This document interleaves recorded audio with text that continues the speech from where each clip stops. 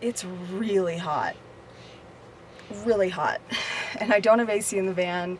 So anyway, in the Unavoidable Habits 5-Minute Friday, I mentioned that you get really good at using apps. You get really good at relying on apps. I didn't go into specifics about what those are for me personally, but I figured today would be a good time to talk about what are my favorite apps to use in the van and kind of just in life. So hopefully you can pick up some ideas and tips in this. I guess to start out with, I should mention I have an iPhone. I have the iPhone 13, I believe. So everything I'm talking about today is for iPhone, but I'm sure if you look it up, you'll find something that works for you. 5-Minute Friday, my favorite apps to use in van life and beyond. Future Tiffany here.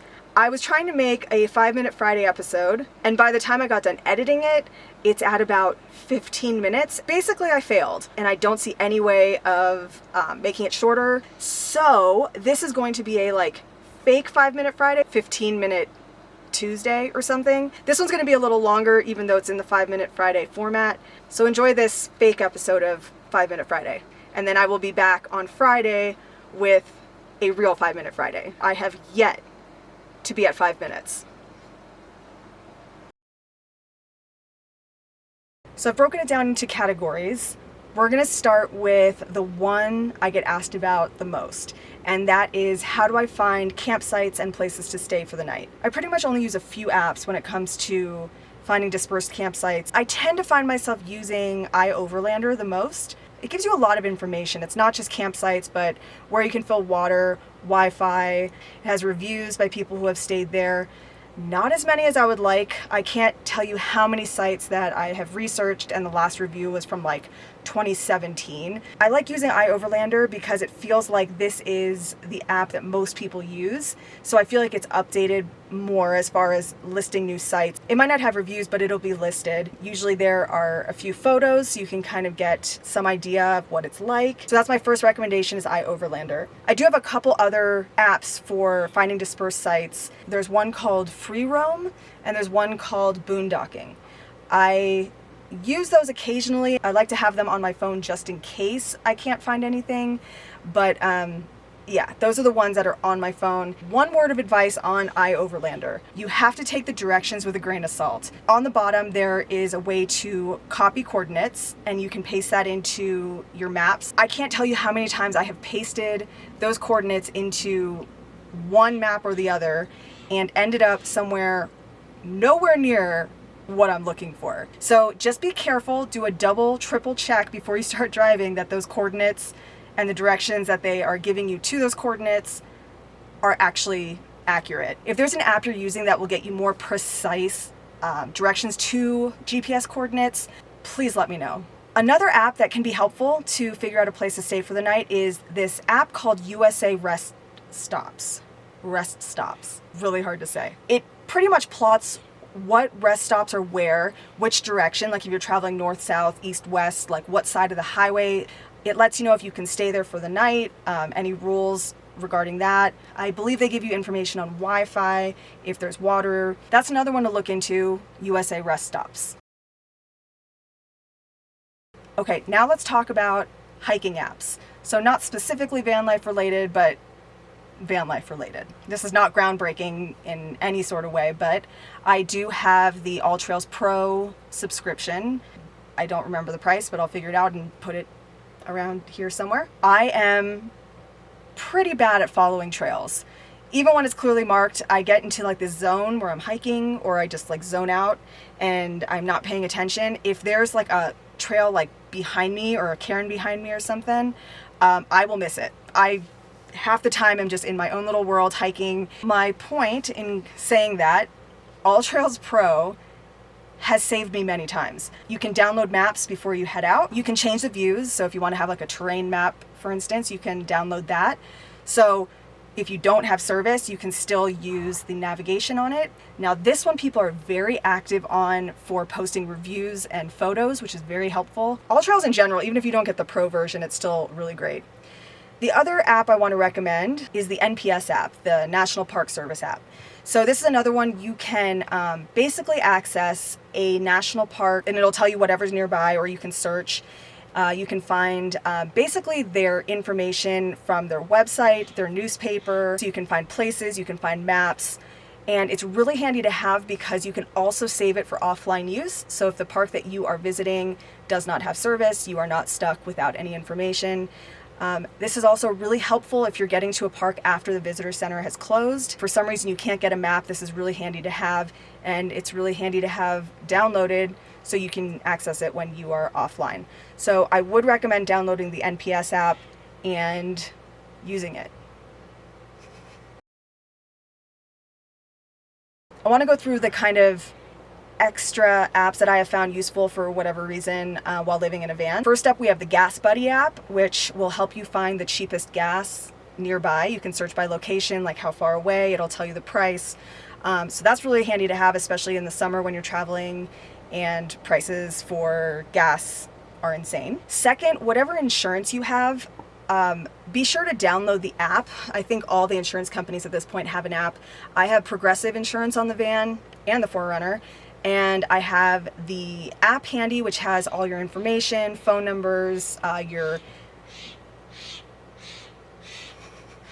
basically has your insurance card on you at all times. AAA, I do have AAA, which I use never, but it's a nice thing to have because obviously roadside assistance, but beyond that, there are discounts. If you go on their app and search for hotels or car rentals or even flights, I think you can get AAA discounts on a lot of things. So if I do have to get a hotel for the night, I will oftentimes start with the AAA app. Sometimes you can get somewhat of a decent deal, so always good to check that. And I guess that kind of covers any of these reward apps. If there's another app that I should download that has deals, I'm always open to deals. The last one is specific gas station, like frequent flyer reward type things. I have a DinoPay app on my phone, which lets you pay straight through the app instead of having to get out of your car with your credit card and scan it and do the whole thing. You just pull up and it knows where you are and it says, is this the gas station you're at? And you can say, yep, that's the one. And then it'll say, what pump are you at? And you're like, I'm at 2. It says, okay, it's authorized. And then you get out and you pump your gas, and then when you're done, it will just send you a receipt to your email. I just have my own personal credit card linked to it, so I just pay through the app onto that credit card. The other main reason, aside from convenience, for this app is you get 10 cents off every gallon of gas when you use the app. I got the DinoPay one just because that is the gas station I use around here a lot. So I'm sure if you look up any gas station in your area that you're frequenting, I'm sure a lot of them have those rewards. And I think sometimes if you get the credit card through them, you get even more rewards. The next category is photography, videography apps. I have quite a few of these. I'm always adding to the collection. First up, I use Canon cameras, so the Canon app is very helpful. I have my phone over here. I can do focus, I can, do photography, I can switch to video, I can adjust the settings, I can control it all from right here. You can do a ton more on the Canon app, but that's basically what I use it for. If you don't have a Canon, I'm sure Nikon, I'm sure Sony, I'm sure they all have apps at this point. I have a GoPro app that I can control from my phone. That's also another one. So I'm sure no matter what camera you have, there's an app. So just check and see what your camera manufacturer has available. Amazon Photos. I got this just as a backup cloud platform for my iPhone, for just photos I take on my phone. When I connect to Wi-Fi, it will automatically back up everything that's on my phone. I have an iPhone, like I said, and I didn't want to use the cloud because I wanted to be able to delete things off of my phone without it deleting off of the cloud. Amazon Photos seemed like a good option. I already had an Amazon account. It's relatively cheap. I have a terabyte right now. I'm sure eventually I'll have to update that because I'm constantly shooting things on my phone. But this is just in case something happens to the phone, I lose it, it breaks, whatever. I will have everything backed up. But Amazon Photos is a good place just to have a iPhone backup. Next is an app called Golden Hour. If you're into shooting photo and video, you know that there's a golden hour in the morning at about dawn, and then there's a golden hour in the evening around dusk, sunset. I can use a weather app, of course, or another app to look up when sunrise or sunset is going to be. But what I like about this app, it's really simple. It will tell you when that golden hour starts. You know, let's say sunset's at 7 o'clock. It starts at 6:15 and it'll last until 8 or whatever it is. So it helps me know where I have to be and set up for golden hour to begin. And it just saves me a few moments of thinking. So it's just a really simple app for me to just know where I need to be at what time. Next is not really a groundbreaking one, but Lightroom. Even if you don't have a subscription, you can still download a free Lightroom app. And it has a ton of really awesome features. If you're looking for a powerful photo editing app for your phone, I would highly recommend the Lightroom app. Weather apps. Also very important. You need to know what the weather's going to be like wherever you're going or wherever you are. Make sure you're not getting stuck. First up is the Weather Channel app. A classic. It's a basic. It will tell you what the weather is, what the weather is expected to be. Up here, that doesn't mean much because it's constantly wrong, no matter what app you're using, but it is very clear, easy to read, and it gives me the information I need to get the weather. So the Weather Channel app is usually where I start. I'm from Miami, Florida, so if you are in that area or traveling into that area in the summer season, the tropics are something you got to keep an eye on. And for that, when I was living down there, I would always use W Underground or Weather Underground or Wonderground. I don't really know how you say it, but it's W Underground. And they have really, really, really in-depth resources on tracking storms and tracking the tropics. So if you are in that area or traveling to that area, W Underground or whatever it's called is the perfect app for that area.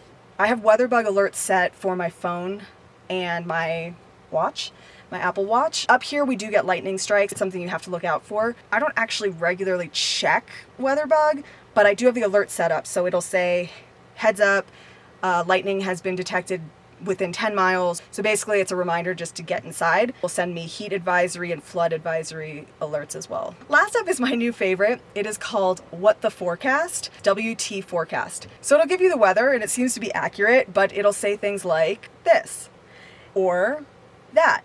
So if you're just looking for a fun, like kind of angry forecast, this is the one for you. You can set it to be as crass and vulgar as you want it to be, which I think is pretty funny. But yeah, What the Forecast. Look it up. Last but not least, this is a category I am calling identification, for lack of a better category description.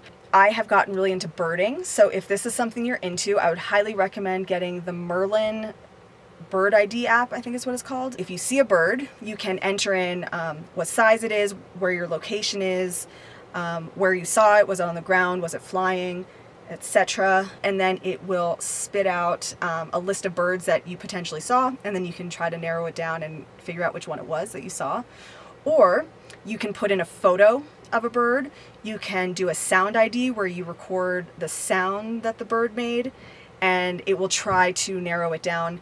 Sometimes it doesn't nail it, but usually it's pretty dead on. So if you're looking to identify birds, that would be my recommendation. It kind of works hand in hand with eBird, kind of a citizen science kind of bird tracking app. So when you are out birding, you can start a checklist and you can mark down what birds you've seen and how many you saw of them. And then at the end you can submit it, and then that helps the Cornell, I believe it's also Cornell, it helps them track where the birds are migrating, where they're being spotted. And if you spot a really rare bird, they will actually reach out to you and be like, are you sure that's what you saw? But it's really handy to work Merlin with eBird because you can look up what it is, then add it to your list, and then you are also helping out scientists. So that is always a good thing. And one more thing I want to mention, this is not an app, but this is a hack, I guess, because I just recently found out that this was a thing. If you take a photo of a plant, it could be for other things, but I've only used it for plants. But if you take a photo of a plant and you swipe up on your iPhone, there's this little thing you can click that's like an ID button.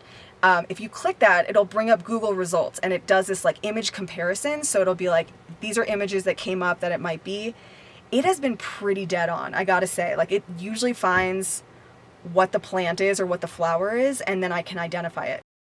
Okay, gotta rush out of here because my SD card is full and I had to delete things and I know it's about to fill up again. So we're going to end it here. Thank you for tuning in for another 5 Minute Friday episode.